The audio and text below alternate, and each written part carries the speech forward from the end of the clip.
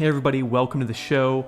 This season is 2 Seconds of Courage, and the guest today is someone that is completely wonderful and amazing, and you're going to fall in love with her. It's Deborah Murtagh. She is a ketogenic diet expert out of New Zealand, but she is far beyond just being a ketogenic diet expert. In this episode, we, of course, go through nutrition, and we talk about your body and the health and self-love and how they're absolutely interconnected into everything that you do.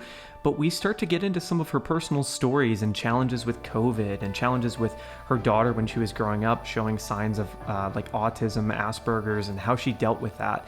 Really coming back to like her nutritional roots as someone that helped a lot of people out of Christchurch before there were a tremendous amount of earthquakes and she had to move her entire family with $250,000 in debt to a completely different side of the country, going through a divorce and all these crazy things that happened in her life we get into. But beyond that, we start to get into her, let's call it hero's journey, her heroine journey, right? Of coming to a place in her life where she just said no more of the trauma. And we talk about how she got past that and how she's building the world that she's in today in a completely new life with an 8-figure company. And she's just a serial entrepreneur. In the beginning of the episode, before we got filming, I called her like the Richard Branson of New Zealand. It's really astonishing what she's done today. And I think you're going to love the episode. So enjoy.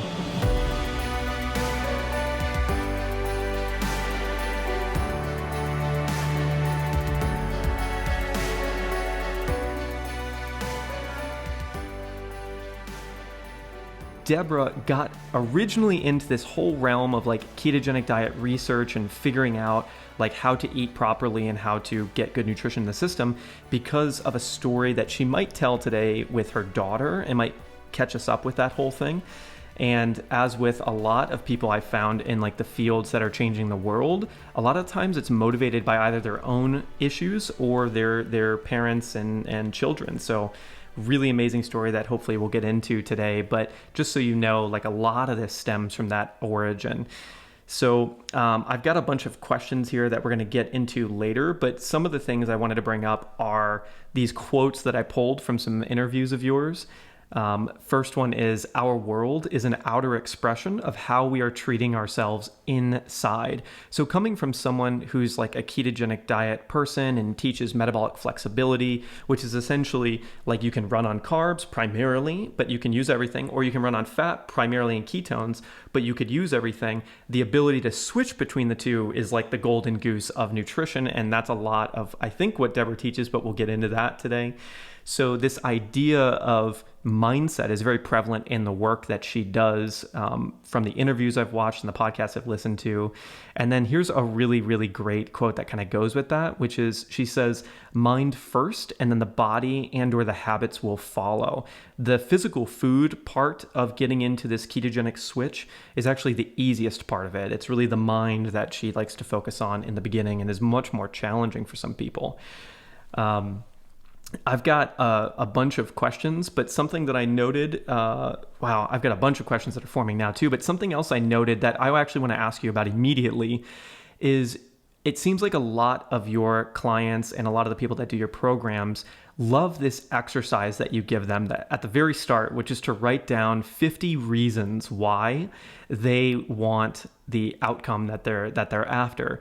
And you said in such a good way that I was like, oh, it's such a Deborah thing. She goes, and if 50 is too many, just do like 3 to 5 every morning for a couple weeks. And then, just little by, it's like, she's got like such this like motherly nurturing idea and presence with all of the information. So can you tell me like, where did that idea come in, or how did you learn that? And why is that such a fulcrum? That's a great question. And the honest answer is it evolved over time. And, we're taught, when we're wanting to create a new reality or shift our mindset, that we have to have a really compelling reason why. And, working with addiction, food addiction primarily for over 20 years, what I've noted is that people will give up. They'll give up everything in life. They'll give up their values, their dreams, their goals, their visions, everything that they think that they want and desire, to avoid pain and to seek pleasure. And so we are trying to constantly fill values in our life. And we are subconsciously trying to fill, there's 6 primary values that we're trying to fill across the day. And everything that we do as humans is motivated by one or more or all of these human values. They're called the 6 essential human needs psychology values. And so we will literally desire one outcome, which may be, hey, I want to lose weight and I'll keep it off. And because the average person diets for about 17 years of their life. 17 years of their life, which to me is just completely unacceptable and does not need to be the case. But the reason for that in this yo-yo cycle that we get on, off, is that there's a number of things going on. But primarily what we're trying to do in life is just fill our needs. And so we will give up all of those dreams, all of those goals in order to achieve those needs being met. Now, one of the issues that we have to look at then, well, how do we stack so much against the problem that we have that it becomes an essential and intrinsic motivation? So we have in psychology extrinsic motivations where I have to lose weight, I don't feel good, my doctors told me to lose weight, I don't feel sexy, all these things. But those are very much coming from an extrinsic motivating value where the world is telling us we need to look a certain way, we need to, be a certain size, and they're not strong enough motivations. What we're really needing is to take things from extrinsic, what I call extrinsic motivation, into intrinsic inspiration, where the fire is ignited within, and the desire offsets the small mind that's operating over the top of life sometimes. So the 50 reasons kind of came out of, well, write down 10 reasons why you want to lose weight and keep it off and master this. What I noted is that those reasons, those top 10 were very, very similar. 70% of them are very similar for every woman that is trying, or person that's trying to lose weight or achieve any goal for that matter. But in terms of weight loss, 70% of those things are very, very similar. 3 may vary, but they're all very surface reasons. And so then I'd say write down another 10 reasons. So go to 20 reasons. So I started prescribing my clients 20 reasons why. And then I recognized, they were going a little bit deeper here. And long story short, 50 ended up being the magic number. Over the many years of coaching, I recognized that actually the last 5, when you write a list of 50, it really does ignite something really, really deep within. And what that is that humans are wired by nature to want to contribute. Contribution is one of the 6 human needs, and contribution beyond ourselves is one of the highest vibrational frequencies and motivating factors that we have as humans. And what I noted is when people were getting into those last 5, so 45 to 50, the mindset shift, something within their spirit and their consciousness shifted away from the physical body. They went through the mental body, they went through the emotional body, and they ended up in the spiritual body where they could see that there was a bigger purpose. I can lead the way, I can lead by example, I can be the best version of me, and that gives everyone else permission to do the same as well. So that was the magic number. It's really about mind, body, spirit. And our natural desire, or the way we're programmed, I guess, in this world around us, is to just look at weight loss as just being a physical thing. But actually, if we focus on it being physical, we will never master it. It has to actually become a spiritual desire, a self-love desire, and something that we're really just trying to become the best versions of ourselves in terms of mindset, and the body follows. So going back to your first quote there, we are on the outside a physical manifestation of everything that we think and feel on the inside. I recognized that 30 years ago, and it's something that I've witnessed with, I've had over 150,000 women go through my programs now. It's something that I witnessed time and time again. And as we shift the alchemy of who we are and the deepest sense of our spirit, then the physical body just takes care of itself. So we have weight loss completely back to front. We're approaching it through diet and nutrition. We're approaching it through exercise. We know that those things together do not offset each other. That's a big myth, that you can exercise off a bad diet. Total myth.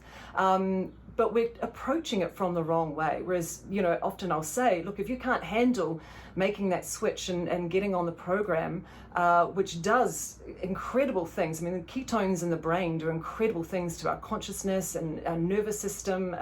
The benefits are enormous. But if people can't manage that because of their addiction to their emotions, right? This is the big thing. We become addicted to our personality and addicted to our emotions. If we can't manage the diet, then we need to really scale it back and go, who are we? And what emotions and cycles and patterns are we addicted to? What is the core belief in the program that I'm running that's preventing me from creating this physical manifestation on the outside? So it's really about going into the computer, identifying where the viruses are, removing that and plugging in new software, and then the machine takes care of the rest. Beautiful. So if you had to guess, like, I know this is a crazy question, but if you had to guess, how many pounds or kilos of weight have been lost in your groups over the years? Total number. Oh my gosh, I wish I had an answer for you. I know that every 30 days, one dress size challenge we do, we can have 5,000 to 10,000, sometimes more members in that group. And we run a tally at the end of that in just 30 days. And just within 30 days within those groups, it is tons and tons and tons. I couldn't even guess. It's enormous. And what's so beautiful about the program is that, we create this lifelong community and this incredible sisterhood. And so we're all together. I've got 20,000 women in my VIP program at the moment, and this connection between us all is incredible. But what we're seeing is, hey, it's my 1 year keto, it's my 1 year TKS anniversary, it's my 5-year anniversary for keeping this amount of weight off, it's my 2-year anniversary. So we know that it's sustainable over time because we're changing from the inside out, not approaching it from the outside in. And so that number that you're asking for is just growing literally by the day. So I couldn't even, it would be hundreds, if not thousands of tons. Wow. So then you mentioned something in your first bit there where you said small mind. So there's something about like a small mind, and then what's the other thing? Can you explain that idea to me? Yeah, I mean, we can go kind of out to a bigger picture here, and the way that I view this, it's a little bit like and this is one thing that I say in my programs all the time. We really have forgotten who we are. We've really forgotten what the purpose of life is and why we're here, and this is why we have to kind of go a little bit global and then scale it back to what is it that we're trying to achieve. And we become disconnected. We're born in the state of self-love. We're born from the frequencies of heaven. We come in here into this space bodysuit, admitting the frequency of the personality. And as soon as we're born, into this human body, we develop an ego. And that ego, which I believe is the acronym for edging God out, we start moving away from kind of the mind of God, or the essence of who we are on a soul level. And as we disconnect over time and we get caught up in the world and the way that we're programmed, get married, have babies, do all the rules in life, we lose more and more and more of a sense of who we are, and we begin to identify more and more and more with the external world. So we're losing this internal world, going to this external world where we have to be a certain way, act a certain way, we play all these roles, and that develops a very strong sense of ego. And so then as we develop over life, we no one escapes trauma and pain, we start packing on these layers of trauma and pain. And I very much see with a lot of my clients that every 5 kilos is another pain body that they're stacking on. It's another trauma that they haven't resolved or dealt with. So energetically over time, we become so disconnected from who we are. And I recognized this probably 20 years ago in my clinic. I recognized that women and men, human beings, all of us, when we disconnect, we let ourselves go. We literally let ourselves go. The term, I let myself go, I hear that all all the time with my community. I just let myself go, not quite sure what happened. Had babies, got married, went through stress, this grief happened, and I let myself go. And what's happening is we're literally moving away from the essence of who we are on the deep soul level, and we're coming out here, and we're living this ego, which is like this binary mind, where we're living in the chatter, and we've now identified as who we are as being the voices in our head and the chatter. So you walk past the pantry when you're on your diet, and the biscuits are in there, and they're saying, hey, come eat me, come eat me, come eat me, right? And then the other part of you, this essence, this spiritual side that just wants the best for you, that just loves you unconditionally, that will never quit on you, this inner coach side of you is going, no, we're doing this diet, we're finally nailing this. And this other part of you is going, oh, nobody will know, just have one, right? And so this dance and this internal dialogue between inner critic and inner coach starts happening in our consciousness, and generally the egoic side of us, the critic, wins, and we might go and just have one biscuit or a handful of chips or whatever, but then it's like, oh, you've done it now. You've done it now, you may as well go and eat the rest, go and have the rest. Oh, I've blown it. So we're programmed, I've blown my diet, I may as well start again on Monday. So we have all these really strange rules that we've created around what we're supposed to do. But so where I'm coming from is, what happens is this inner critic then turns on who we are.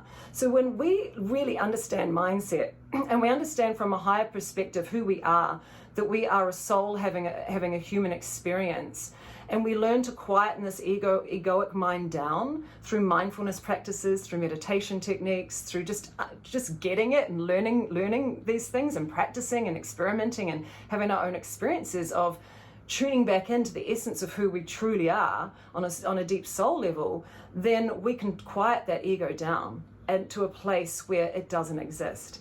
And it will exist, it will come and go, but we can then make decisions that are healthy for us, that are for our best interests, that are leading us towards the life that we truly want.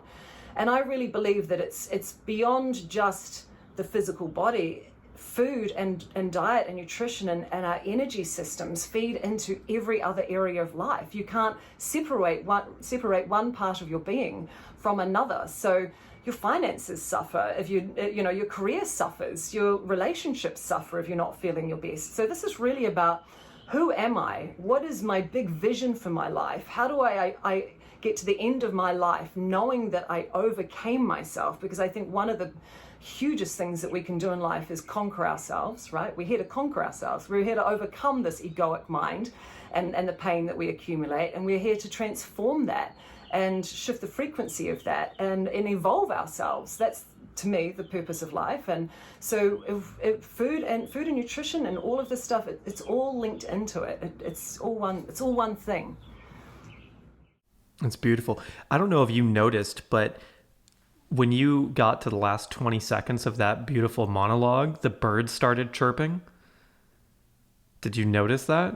I can hear them out here. It's pretty amazing. I was like, wow, what interestingly awesome timing for that. So let me ask you, this is an ongoing process, right? Until the time that we leave the planet, right? This is like an ever evolving thing. So what are the current like day-to-day challenges or evolutions that you're going through now? Myself, personally? Mm-hmm. Well, that's a big question. Right now, I'm trying to get home to New Zealand. So I fell in love at the beginning of COVID with a man from America, and he was an architect, and he was flying out to New Zealand to look at some architectural projects with me. And lockdown was announced pretty much the day after he got on the plane and arrived. And so we ended up spending 2 months together in Queenstown in lockdown, and that became a long story, but long story short, we fell in love. And so with our country, and the borders being closed, I had to make a key decision. If I want to see this man in the next few years, if I believe there's something here, I need to make some big radical decisions right now. So I did. I put everything I owned in storage. I forgave up my home because looking at the immigration laws and the policies, we weren't allowed to keep two homes. So I literally put my entire house in storage, and left my 3 children to come amicably, and 2 grown children and 1 daughter in boarding school.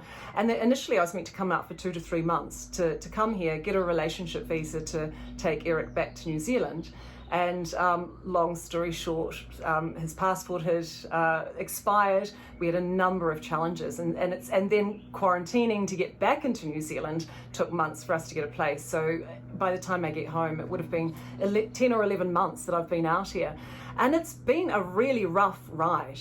And, not only did I come from a country where we've got no COVID essentially, and everything's free, I've come into California where it's been pretty much, locked down, a lot of restrictions. So it's been challenging for me to kind of settle myself here. I went through some really big emotional lessons in the first couple of months on a personal level, and they frightened me. They came out of nowhere. They were emotions that I'd never experienced before, and the primary emotion was guilt. I'd left my family, I'd left everything that was familiar, and I came over here for a wonderful relationship. I'm not beating myself up about that, but this guilt kind of came out of nowhere. And I was observing it going, wow, why are you not allowing yourself to feel pleasure? Why are you not allowing yourself to enjoy this process? And over a couple of months, I recognized that it was this underlying sense of guilt. So then I've done a lot of work spiritually in my life, and I am someone that usually vibrates in the frequency of unconditional love. That's who I am. To find myself in LA where the energy was very dense, and to voomp right back down into this really foreign, unknown feeling was an enormous opportunity for me to go through another layer of spiritual growth within myself, to come in and observe. And I'm a big believer, I've had a full noise life. I've gone through more trauma and life experiences than most people that I know of. And I got to this point a number of years ago where I really felt like I'd changed everything, changed the timeline, and everything was just going to be roses from now on. And then I get, boom, there's another lesson layered on you. So it was a really interesting opportunity for me to kind of really observe and up level to a new level. But the gift in that, and I'm a big believer in the gift in every single tragedy that goes on. We have to look for the purpose. We have to look for the meaning. We cannot be a victim with anything. So as far as that's how I feel personally. So I'm not a victim in these feelings and this emotion. So I really tuned in and explored the emotions of guilt and shame, because I know that so many of my clients are carrying those emotions, and those emotions are things that are blocking them from success. Who am I to be wonderful? Who am I to be slim and beautiful? Who am I to be the best version of myself? We punish ourselves intrinsically so much as human beings. So I saw that as a gift. I had a couple of months kind of dwelling, and then I woke up and I figured it out, and then I decided to, this is not my frequency. Go back to the basics. And shift this out, but with gratitude, right? Gratitude is the secret to transformation. Let me ask you, if we go all the way back to when this began, and you had a very young daughter, right? And she was showing signs of, I believe the story is she was showing signs of autism, right? And you were really concerned, and you weren't sure what was happening exactly. And you went down this method of concocting the best nutrient dense foods you could possibly find, right? And maybe went through some challenges with her father and not completely supporting the nutrition, and maybe grandparents that weren't completely supporting it, and everyone thinking you're a little crazy, right? Yes. So my middle daughter, Zoe, she's 21 now, and I'm pleased to say she's 6 foot and gorgeous. She's a professional DJ and model and actress. When Zoe was 10 months old, I was introducing her to solid foods and feeding her. And in her high chair, she started having petite mal seizures. So she was I was putting food into her stomach, and her little brain would short function, and she'd stare off into space, have a petite mal seizure, And it would take a number of minutes for her to kind of come back into the room. Her eyes would be staring, and you just knew that something had happened. It was like her brain was short-circuiting.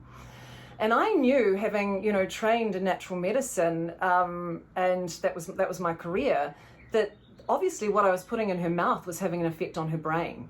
So I became obsessed in understanding how the gut and brain are one, and how food affects us cognitively and affects the brain, and how instant that is. So as Zoe grew up, I became kind of a bit of an obsessed mum, trying to find the ideal diet. Here I have this child that is showing signs of epilepsy. In her nature, she was a very withdrawn child. She wasn't really an eye contact baby. She wasn't a cuddly baby. You know, all signs of kind of Asperger's autism in that spectrum was kind of showing. And so by the time she was about 18 months old, I'd managed to completely reverse her epilepsy, and this beautiful baby this little personality started coming out. And it's like the lights started going on. But during that time, I really adopted the principles primarily of the Weston A. Price Foundation, which is all centered around very nutrient-dense foods. And so in her early childhood, I focused on healing her gut, understanding that she was obviously born with leaky gut syndrome. What I was feeding her was having a big impact on her immune system, a lot of inflammation that was affecting the brain. So in her first few years, I went about really deeply nourishing and healing her body. And then as she started getting a little bit older, I really turned my attention toward the ketogenic diet. And I was looking at the ketogenic diet in terms of weight loss. I'd done some study and training in it. But then I kind of connected the dots that, hey, in fact, last year the ketogenic diet had its 100th anniversary as being the prescribed diet for epilepsy. It's one of the only diets in the world that's actually ever prescribed by medical doctors, and it is known to be extremely effective for children with epilepsy. And in fact, if you get a child with epilepsy onto a ketogenic diet as young as possible, after a couple of years, they basically are cured of their epilepsy, many of them. So it can completely reverse it. So this then started this whole kind of exploration down there. And then I guess by the time Zoe was 7 or 8 years old, she was primarily on a ketogenic diet. And if she would go off to the grandparents' place, or, you know, even as a young child, she was extremely sensitive to chemicals. You know, I think that these new, beautiful, high vibrational children coming in today are very, very sensitive to the chemicals in our foods. And, you know, we're seeing that with a lot of children with their dramatic increases in ADHD and, you know, behavioral issues and attention issues. I think a lot of it... I saw in one of the podcasts that you did, you mentioned something that I hadn't heard before, but it makes complete sense. You said something like let's say our great-grandfathers, like my great-grandfather, right, had completely normal nutrition, right, extremely active, didn't really have like the luxury of time to like do random things. So it was very like on purpose because survival was a big thing.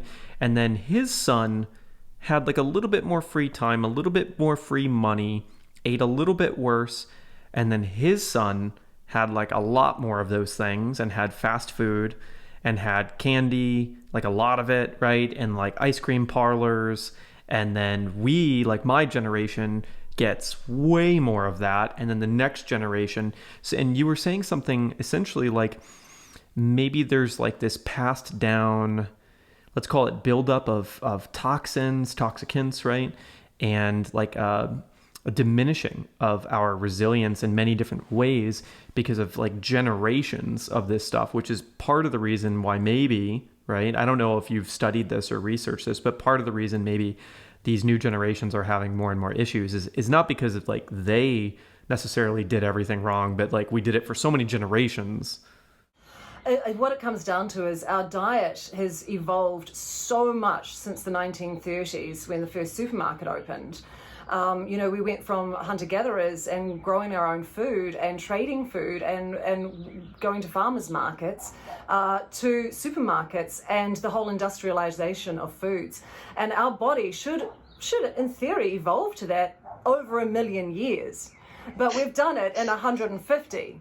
And so all of these bombardment of the thousands of chemicals that are coming into the body now, and genetically modified organisms that are really, having deep impacts on the body, all the chemicals that are used in agriculture, the pesticide residues, the herbicide residues, the environmental toxins even within our home, all of these things are creating an intense burden on the body. And in classical homeopathy, they refer to something called miasm. So miasm is a taint, pollution, or defilement that is passed down the generations. And so what a grandparent may have tolerated, the next generation becomes more sensitive to it. And so by the time we introduce something like a new diet to the third, fourth generation, we're really starting to see the genetic effects.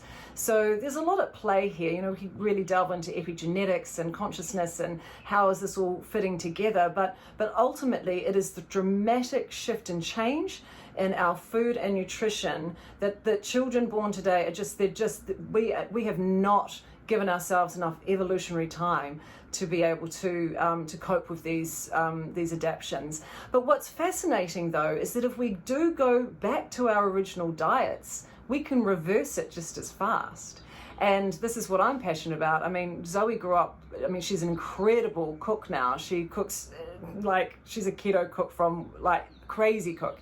She literally grew up in the kitchen with me. I was looking at, my kitchen was a science experiment. I had bubbling water kefirs and kombuchas, 20 years ago before it was trendy, and all different sauerkrauts and kimchis. And I used to ferment tomato sauce and all these different things for her to put the probiotics back into her body. So another factor here is that chemicals in our environment and agricultural sprays has really diminished the natural microbiome that we have, that we are in this sea of bacteria. The bacteria in our body outweigh us 10 to 1. We are more bacteria than we are human if you look at it from that paradigm.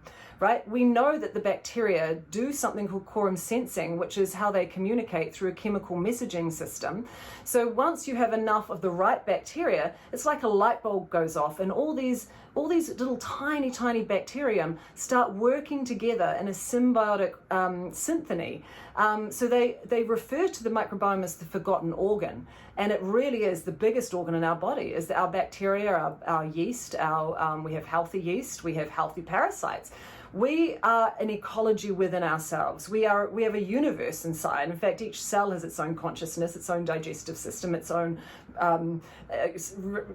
preferences to even emotions. So there's this magic within our bodies. And I think that what we've done with Newtonian physics and the way that we've been programmed with Western societies, we've gone away from what our ancestors knew, which was actually their diet was the perfect diet. Many of them, right? We're going back hundreds of years ago.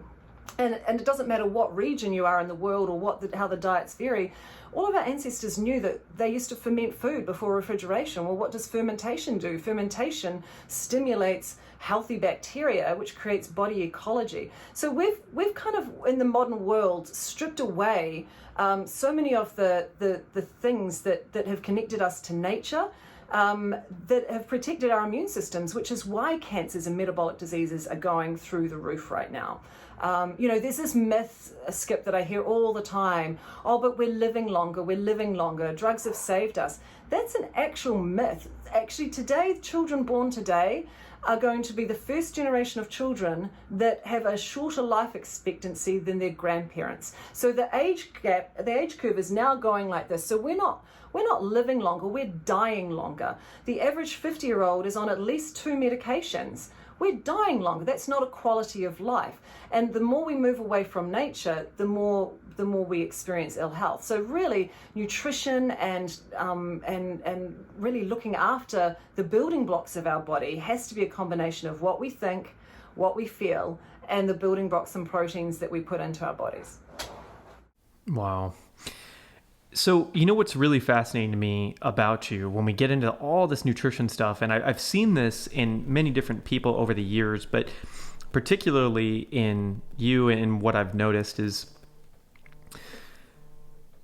there's the nutrition side of you, but there's also many other aspects of you. And the next aspect I kind of want to ask you about is You seem to have applied, and this just amazes me, the same way that you help people with their ketogenic switch, with learning things about their nutrition, bringing that mindfulness to their body, really starting to like live through like their positive soul voice is, if what you will, what you said earlier, the nice consciousness and not the egoic side.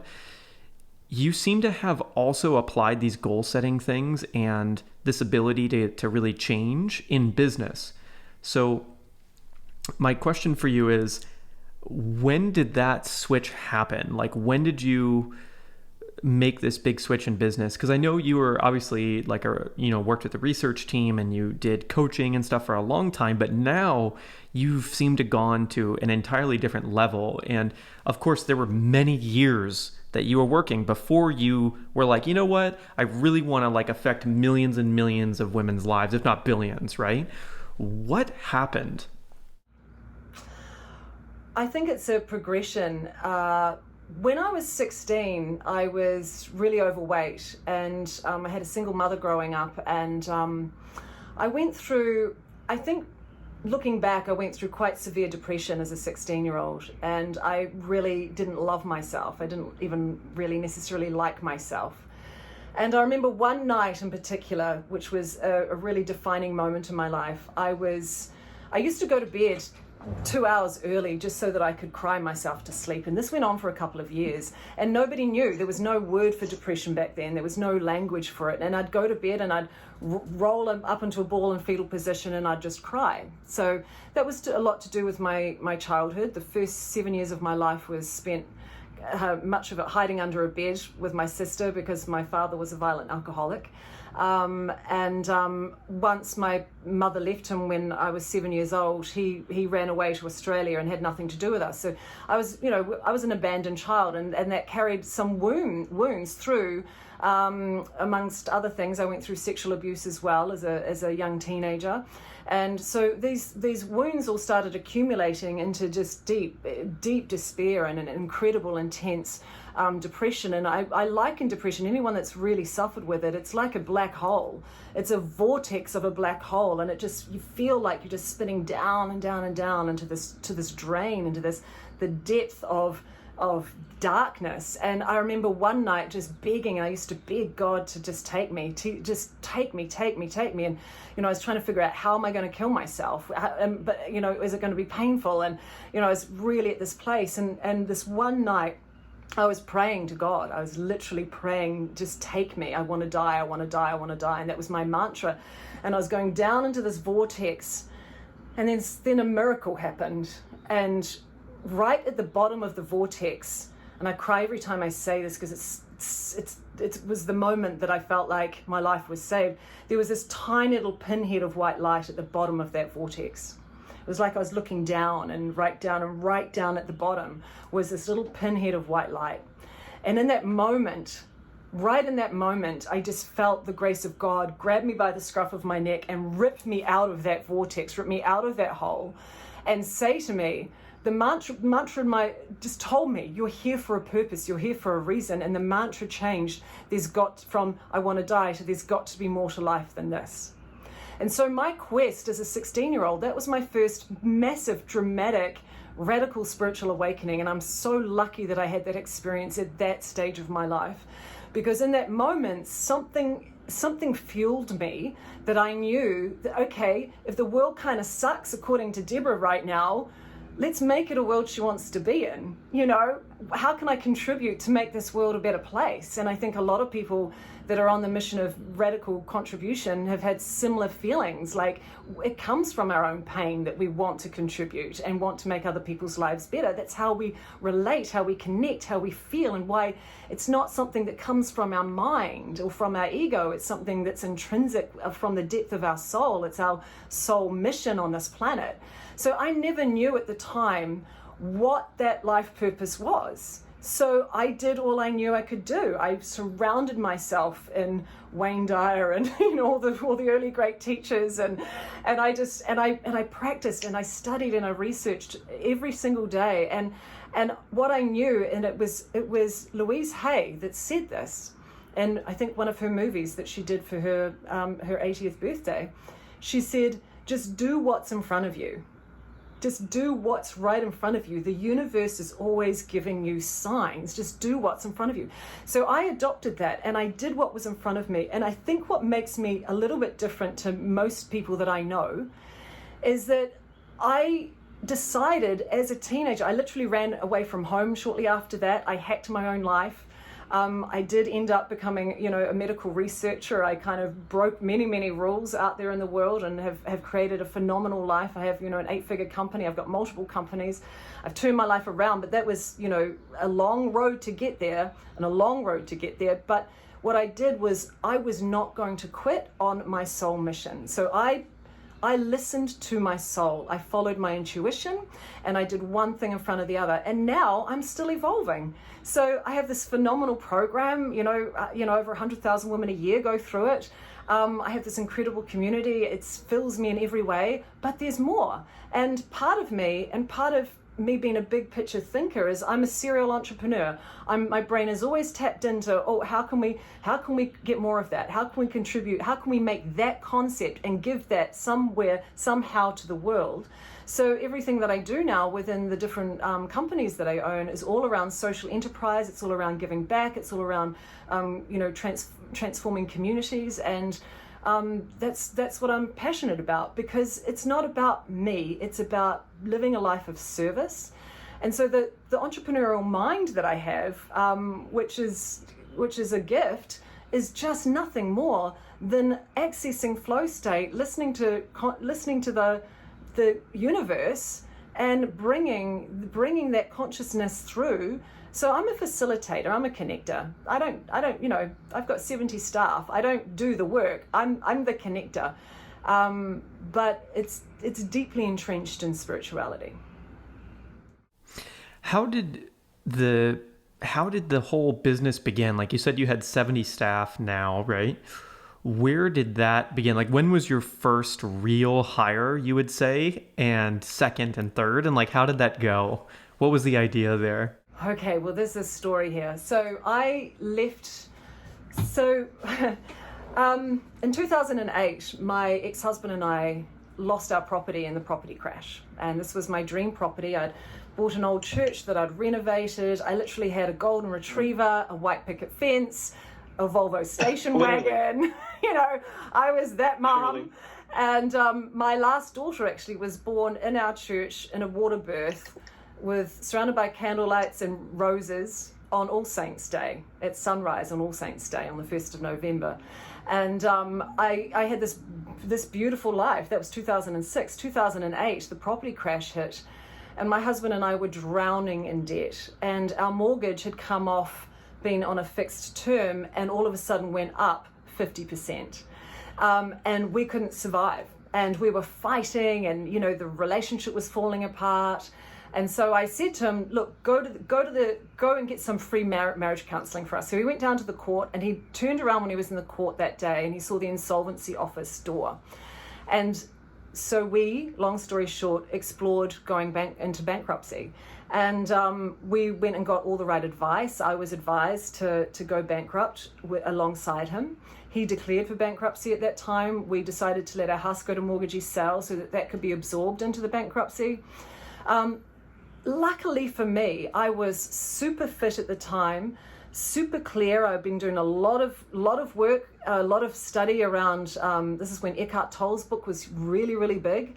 I was practicing mindfulness, I was doing yoga every day, and I'd been doing a lot of work on my ego, a lot of work on clearing it. So when this opportunity came to let everything go, it was like the biggest test of ego, the biggest life lesson.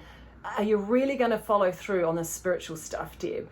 Because what are people going to say when that sign goes up? What about the shame? What about the people going to think of you? All these things, everything I'd studied about ego, and that moment I had the opportunity to release.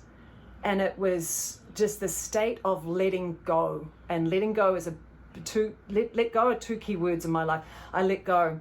And so at that time, we moved to the city. My husband went bankrupt. His debt was transferred to me. I was $250,000 in debt. And then the Christchurch earthquakes happened. And we went through 5,500 earthquakes and aftershocks over about a 6-month period. We were evacuated from 2 homes. immediately from 2 earthquakes.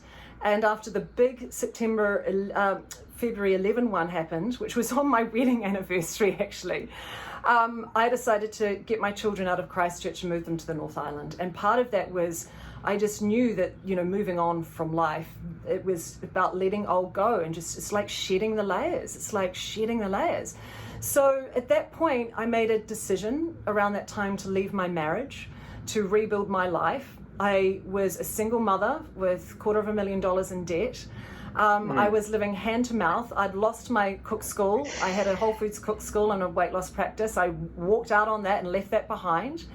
But I knew in my soul I had nothing. I literally had nothing to my name, but I knew I had to do it. I was pulled by spirit to do that. So I listened. And then this whole thing, all my clients that loved what I did, like, what are you going to do? You're in the North Island. I'm going to film everything. I was told to film everything in meditation. It was very clear. So I set up a wonderful cook school, and every bit of money I made from that, I filmed everything. I started working with my weight loss clients again, and I just managed to survive. And then I got a blow. One of the blows, I was going through another relationship that was extremely tumultuous and very painful, dramatic growth. So that was happening. A whole lot of moving parts, as well as raising 3 children. And I then got a letter from IRD, which is IRS in America, the tax department, to say, we want to do a prelim audit on you. And because my ex-husband didn't want to pay the amount of child support, he thought that I was hiding money. So he basically put the authorities on to me to come and audit me. I went through, I did everything I could for this pre-audit. And then one day, when I was kind of at this rock bottom, I had nothing left. I was exhausted.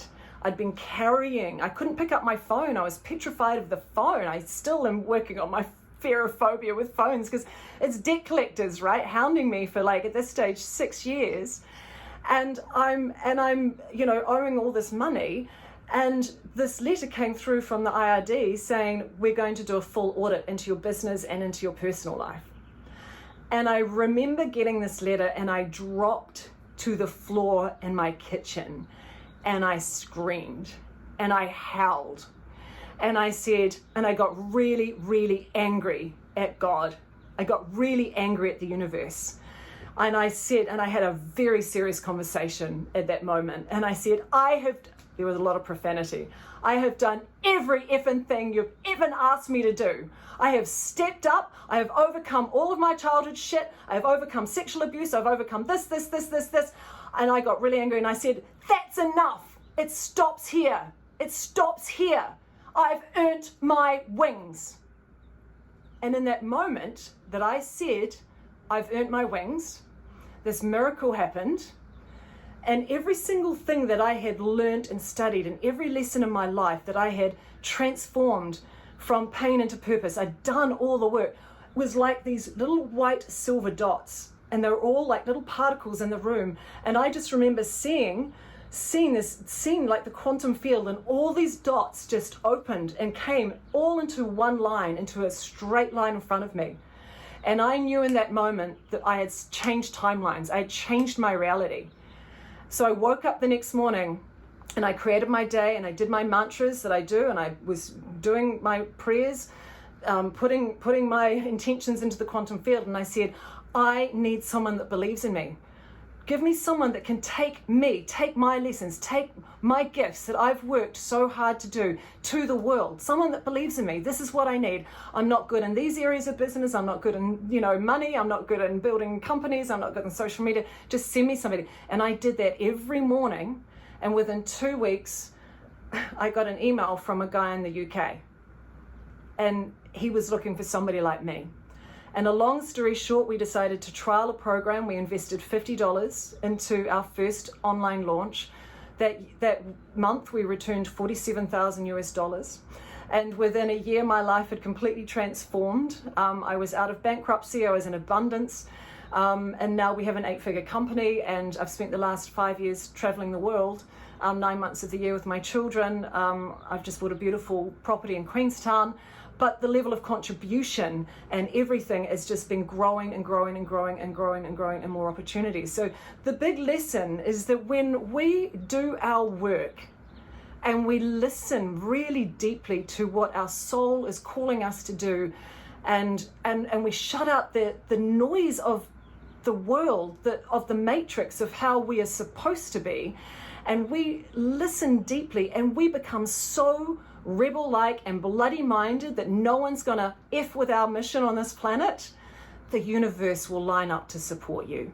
And it's like a ripple effect. So all we have to do is take the stress and the strain of the old program, that vibrational frequency of the fear, the despair, the pain, the victimization. If we can shift all of that out of our frequency, which becomes the meditation. I used to breathe, I could feel my life changing, and every time a little bit of stress would come up, I just clear it out of my body. And I would go into the frequency of, it is already done.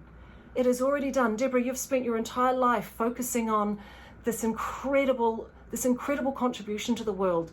It's already done. God is working through you. Get out of the way. Get out of the way. Step aside and just let go and let God. And just my job, and every human's job, is to overcome their shit, to unpack their stuff, and to release that on a very deep vibrational frequency within the body, so that you can come into unconditional love.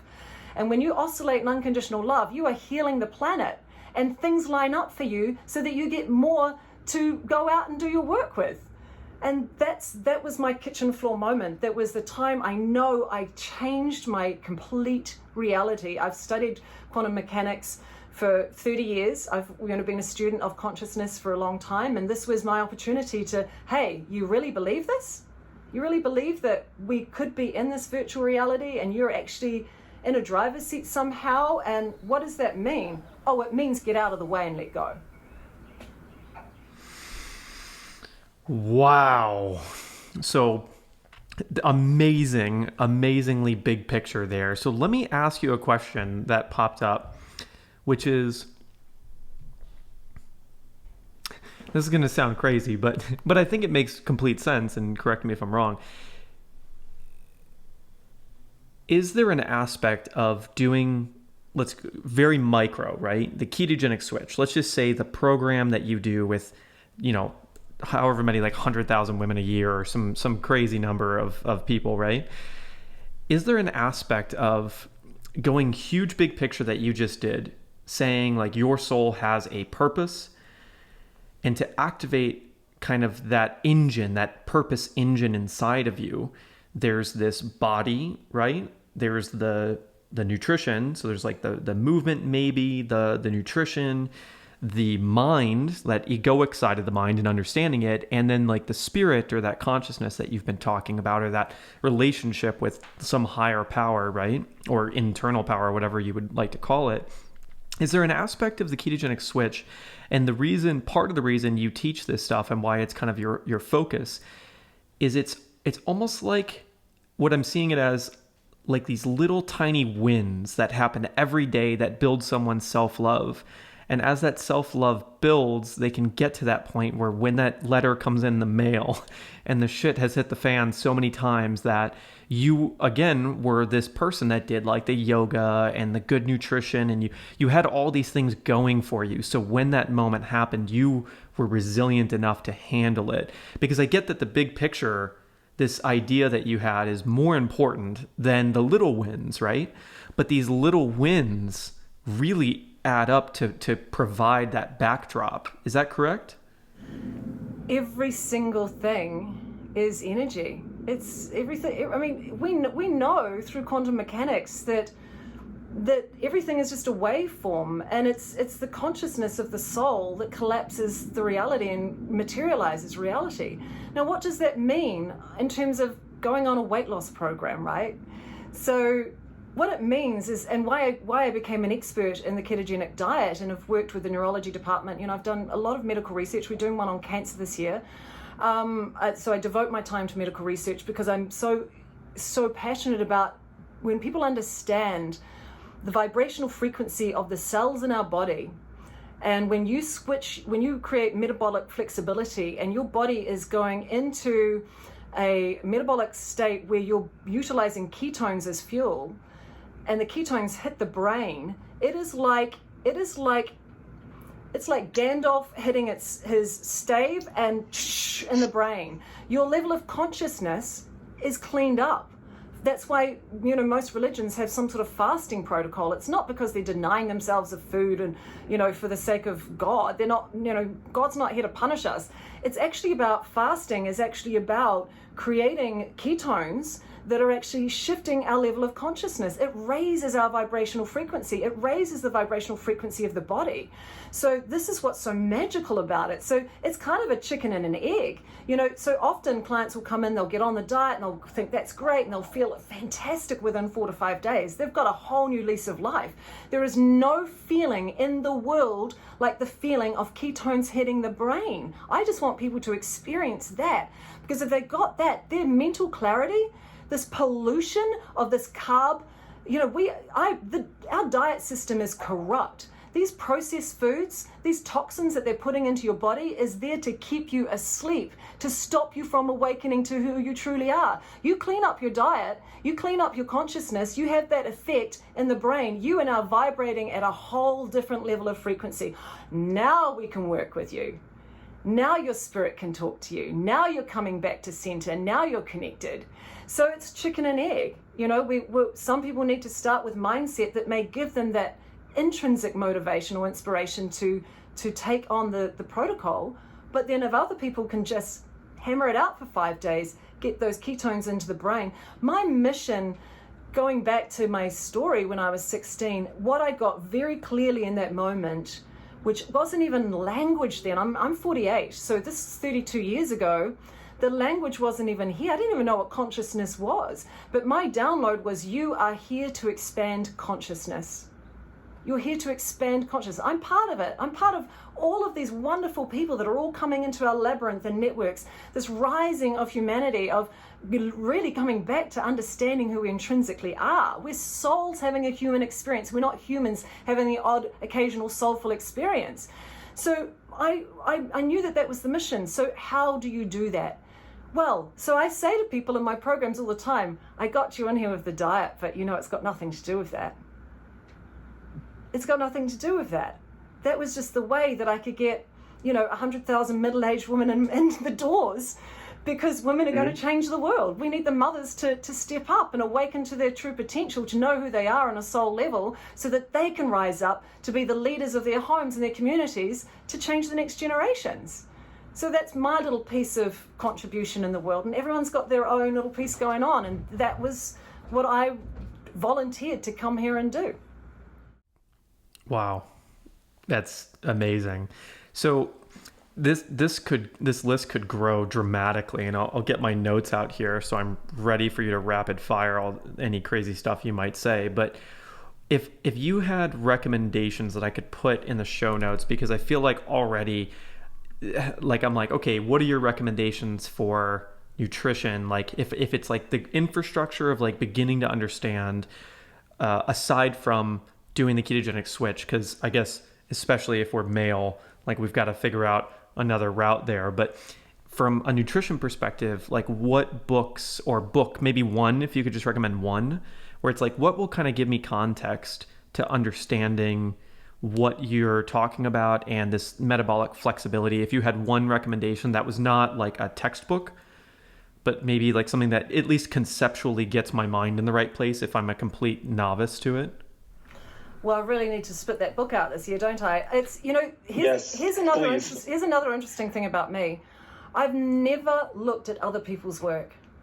I've never looked at any other diet on the planet. I've never read another keto book.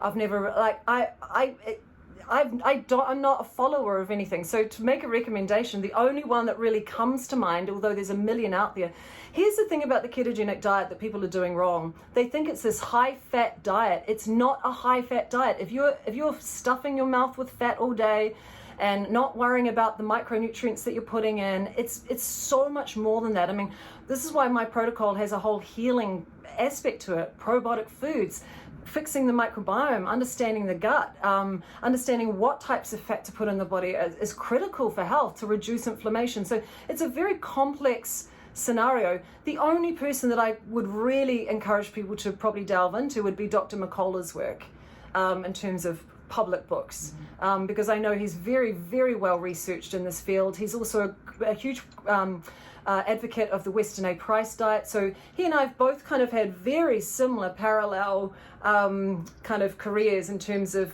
where we've got to with nutrition and what we think optimal nutrition is. So that would be my one recommendation. And then, so it'd be Dr. Mercola, but we could also look up Weston A. Price. Weston A. Price Foundation. So that is the most important nutrition book on the planet. Was what is it? We'll put the name in the title, but it's something like Nutrition. Yeah, I'll find it. Nutrition and Degenerative Diseases by Weston A. Price, and it was written by a dentist in the 1930s who spent a decade of his life traveling around 6 different continents studying the health and well-being of traditional diets. And that book is the most thorough research piece ever done in human nutrition, and it cannot be repeated today because the Western diet's infiltrated everywhere. So that has to be, everyone has to read that book once in their life and have a copy of it, 100%. Okay, awesome, thank you. And then what about if we had to pick a book for like that far side of like, or it doesn't have to be a book, right? It could just be recommendations like you're saying of looking up Dr. Mercola, but from the spirituality side, or like you mentioned, like quantum, you mentioned like just understanding our consciousness or our bigger purpose. Like if we were to have a book on purpose, is there something that you'd recommend or a person we should follow, something like that? That's a hard one for me. I was in a documentary film a number of years ago with Bruce Lipton and Joe Dispenza. And I think that those two guys, Greg Braden, these guys are really, really kind of onto it in terms of, particularly, I'm really loving Bruce Lipton's current work, the honeymoon effect. Greg Braden, the science is out now that we have antennas on every cell, like little receptor sites, that are like little radio signals that our soul is like channeling into. So they've literally linked spirituality and science together in such an eloquent way. So I would definitely recommend, especially for people that are just setting out in this field, definitely absorb yourself in their work.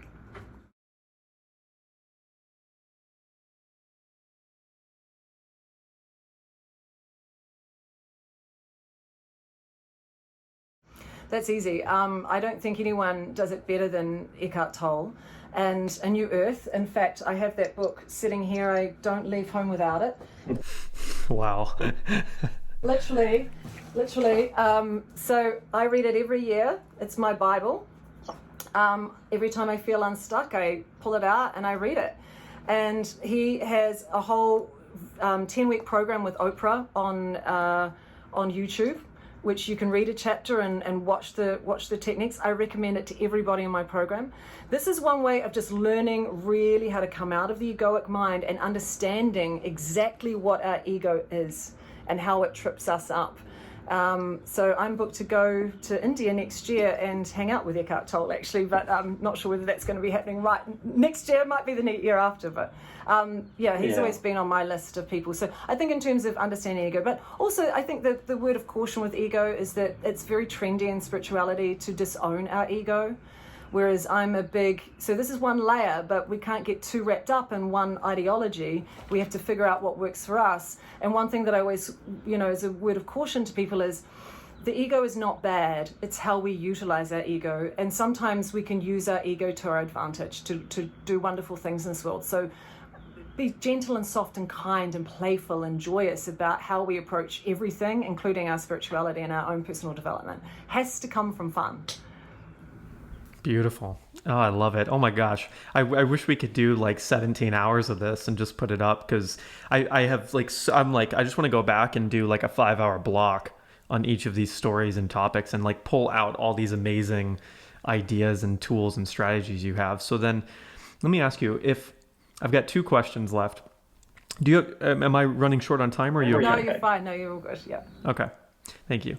So is there this is a question I ask everybody, where I'm like, is there any big message or any really important thing that you're like very actively working on now or building into like the future of who you are, the purpose you have here, your business, anything that you feel like is really important to talk about. I always preface this with like, we could walk out and like 2 hours from now, like I could get hit by a bus or, something crazy could happen, right? And I move on, or similar to you, right? So if with that in mind, like, is there anything really important right now where you're like, I really want to say something about this and I feel like it's important for people to hear it? What would that be? Oh gosh, the one thing? I think, well, I guess I can, if I reframe that question for me and go, if I was to die in the next moment, or if I could go back and communicate to my younger self, what would I say, right? That's kind of where I'm taking your question.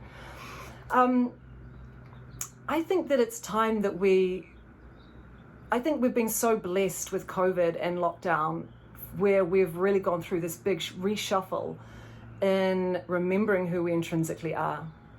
And I am a big believer of really encouraging my audience to not waste a day. We could be very philosophical about time, or there's no time and space, and we can go out there and what is time, and we can dismiss time and pass the buck on time.